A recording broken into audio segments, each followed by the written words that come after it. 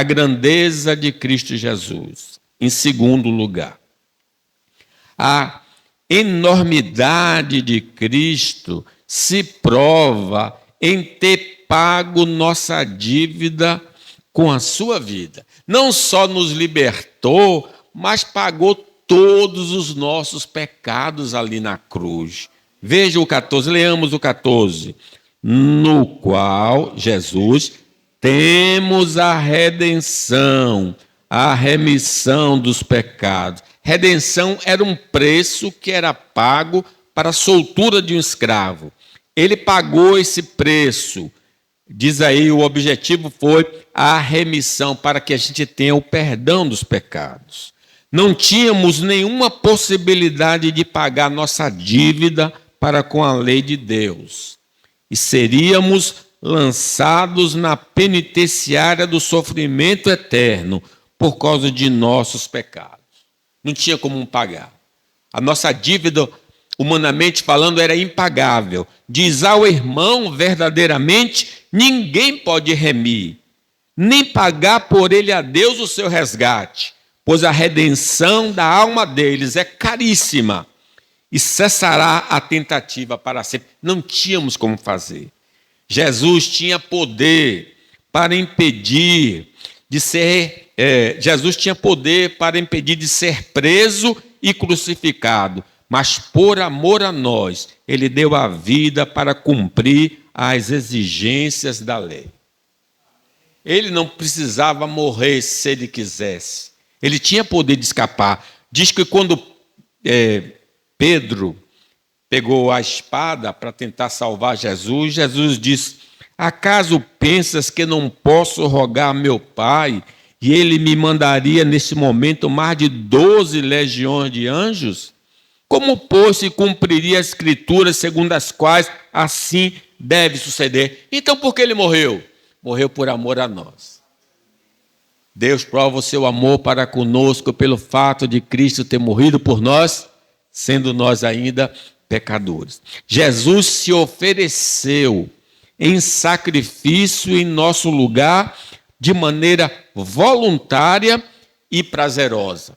Ele disse aos discípulos: ninguém tira a minha vida, mas eu a dou por minha própria vontade. Tenho o direito de dá-la e de tornar a recebê-la, pois foi isso o que meu Pai me mandou fazer. Então ele dá a sua vida em nosso favor, para pagar a nossa dívida. Jesus, irmãos, aceitou ser humilhado desde o seu nascimento até permanecer morto por algum tempo para que pagasse com sua vida os nossos pecados. É o que nós chamamos estado de humilhação. Desde o nascimento até a sua sepultura, ele foi humilhado. Diz o profeta Isaías: ele foi oprimido e humilhado, mas não abriu a boca. Como cordeiro foi levado para o matadouro, e como ovelha muda perante os seus tosquiadores, ele não abriu a boca. Jesus deu sua vida por pessoas que não mereciam qualquer tipo de compaixão de sua parte, porque elas ofendiam a Deus em tudo. Nós éramos pecadores, ofensores do Senhor, mas ele fez cair sobre ele a iniquidade de nós todos.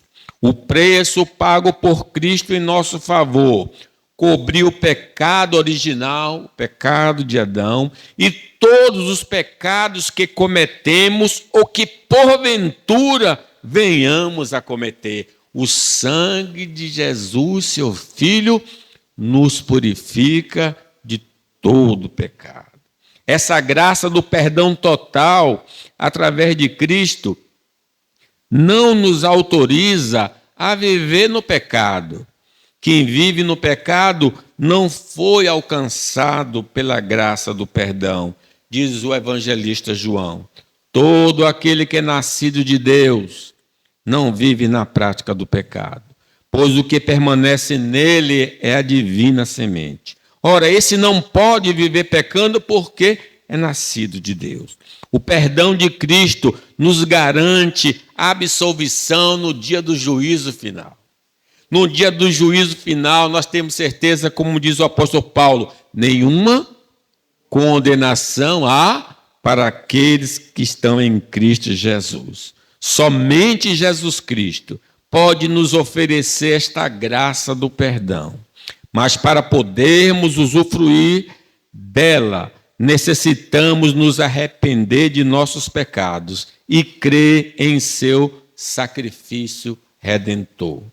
O tempo está cumprido, diz o Senhor, e o reino de Deus está próximo.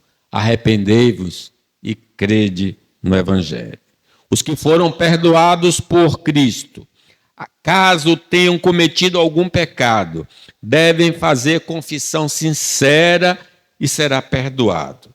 Mas as consequências nesta vida e a disciplina do Senhor não estarão isentos. Deus perdoa e você não vai ser condenado lá, mas pode sofrer as consequências nesta vida. Então, por que Jesus é grande? Porque só Ele pode perdoar os nossos pecados.